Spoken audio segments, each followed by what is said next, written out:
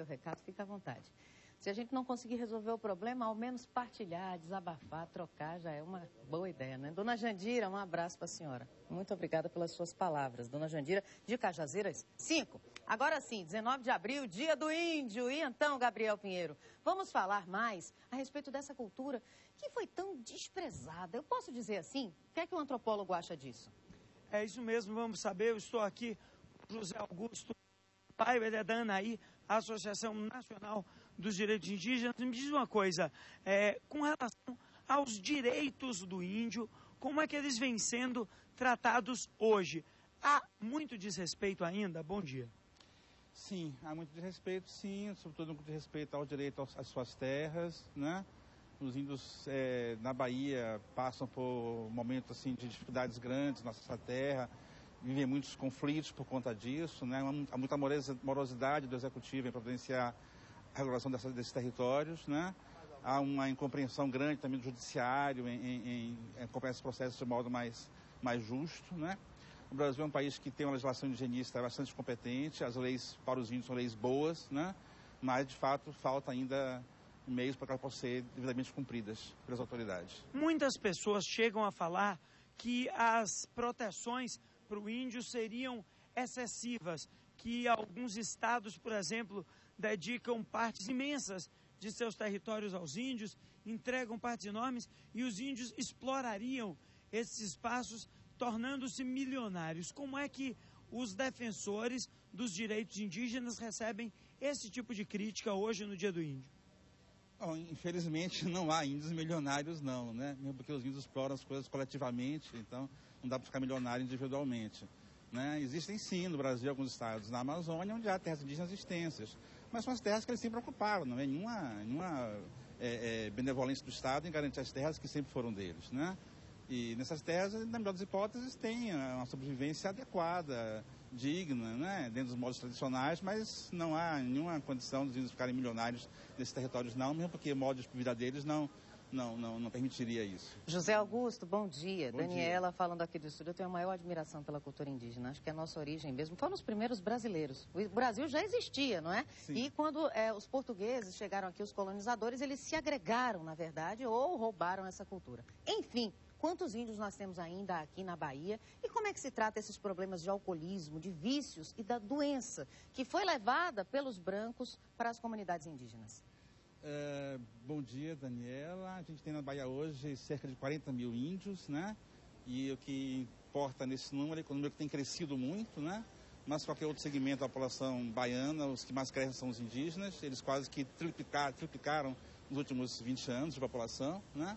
Então isso indica que é uma população que está aí para ficar, que vai ficar presente na história da Bahia, não só no passado, mas também no futuro da nossa sociedade, né?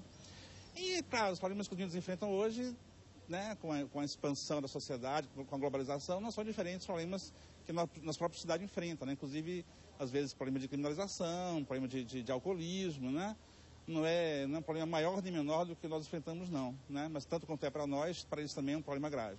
Agora me diz uma coisa, José Augusto, interessante essa pergunta da Daniela sobre a população indígena e esse dado que você nos dá de que triplicou. Agora me diz uma coisa, junto com esse aumento, vem também um processo de cultura, a cultura indígena vem sendo passada para eles, quer dizer, esses índios estão crescendo como índios? Sim, Gabriel. As sociedades indígenas são sociedades como qualquer outra em transformação, né? As culturas indígenas, elas têm um referencial importante no seu passado, mas também são culturas que, como todas as culturas, também mudam, né? O importante é que eles mudam, se modernizam, né? Hoje você tem índios frequentando faculdades, universidades, você tem professores indígenas nas escolas indígenas, né? Então, quer dizer, há uma modernização da cultura indígena, mas há também uma presença muito grande das tradições. As tradições são sempre presentes e são sempre renovadas, ainda que vivendo numa sociedade moderna. Uma questão que intriga a gente, principalmente, que mostra, infelizmente, no dia a dia vários crimes na televisão acontecendo, é a questão da inimputabilidade dos índios em alguns casos. Como é que se vê hoje, já que você mesmo coloca que o índio está cada vez mais igual, crescendo dentro da nossa sociedade, de que forma o tratamento diferenciado na esfera penal? Não existe inimputabilidade, né? O índio é imputável como qualquer cidadão brasileiro, né? Só que a imputabilidade dele deve estar referida ao seu próprio contexto cultural e não ao nosso, né? Então, claro que o índio vivendo na cidade nacional e consciência das nossas leis, ele pode sim ser imputável e é imputável, né? Agora, né, ele tem direito de ter essa imputabilidade condicionada aos seus próprios referenciais culturais, né? Tanto que o cacique Babau ficou preso aí, não sei quanto tempo, não é, professor? Ficou preso 5 meses e o que é mais grave, sem acusação formada, sem processo aberto, uma mera prisão preventiva que foi se prolongando, né? O que eu acho que por mera perseguição política mesmo. Mas ele hoje está livre e vai estar hoje, agora daqui a pouco 9 horas, conversando conosco lá na Faculdade de Filosofia da UFBA, em São Lázaro, né? Ele e outros indígenas vão estar lá num seminário que vamos fazer daqui a pouco na UFBA. É aberto ao público, professor? É aberto ao público, no auditório do CRH, Faculdade de Filosofia, em São Lázaro. Que horas? Às 9 horas. Teremos Babau e outros índios também. Às 9 horas da manhã? Eu vou até lá. 9h30, isso. Vou até lá. Mas uma coisa, como é que o senhor avalia, o senhor que é antropólogo, a passagem das informações a respeito dessa cultura tão importante para as nossas crianças, para as futuras gerações? Olha, tem melhorado. É muita dificuldade, porque os índios têm pouca presença nas cidades, né? Nas cidades onde estão os órgãos de imprensa, nas cidades que estão os órgãos de opinião. Então, como os índios estão pouco presentes nas cidades, é difícil passar a informação correta sobre os índios. Eu diria que isso tem melhorado, isso tem progredido, né? Importante é sempre que se noticia um conflito, uma disputa, que se mostre todo o contexto da disputa, né? E não apenas aquela coisa, os índios invadiram, os índios tomaram, os índios atacaram, né? Por trás disso tem toda uma história de violências anteriores que precisa ser também contada no momento que se noticia o fato presente. É porque às vezes os índios são colocados até como algozes, como vilões de uma história onde me parece que eles são as vítimas, não é? Porque desde sempre eles tiveram sua cultura tolhida, seus direitos, enfim, né? Sua forma de ser, de fato, modificada pelo homem branco, não foi, professor? Sim, é isso mesmo, né? Então, no momento que eles se organizam e partem para a luta pelos seus direitos, né? Muitas vezes eles não são compreendidos nisso, mas na verdade os índios não estão lutando por nada mais do que o que já está garantido para eles nas leis. Uma pergunta, professor, que complementa aí o que Daniela traz. O senhor que passa isso muito bem dentro da universidade, nós vemos no meio acadêmico, isso sendo bem passado, a história indígena, como é que o senhor vê essa diferença tão grande entre a explicação da história dos europeus, da própria história dos africanos e uma quase ignorância total dentro das escolas primárias e secundárias sobre a história do índio? Isso ainda é insatisfatório? Isso ainda é muito insatisfatório, né? Ao longo de 500 anos de história, o Brasil sempre achou que os índios iam se extinguir, que iam se acabar, e sempre colocou os índios como figuras do passado, né? E sempre referendo no passado.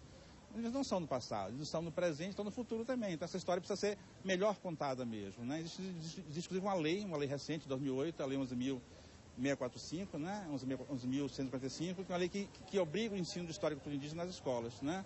Esse ensino ainda não é satisfatório ainda, mas a gente espera que com essa lei, né, aos poucos, esse ensino venha a ser melhorado. Sobretudo melhorado no ponto de dizer que os índios não são figuras do passado, não vivem somente em lugares distantes, né? Os índios são figuras do presente, estão aqui perto, vivem aqui em Ilhéus, aqui em Pombal, aqui em Paulo Afonso, né? E esses são os índios de verdade, não os índios que a gente costuma ver nos livros de história.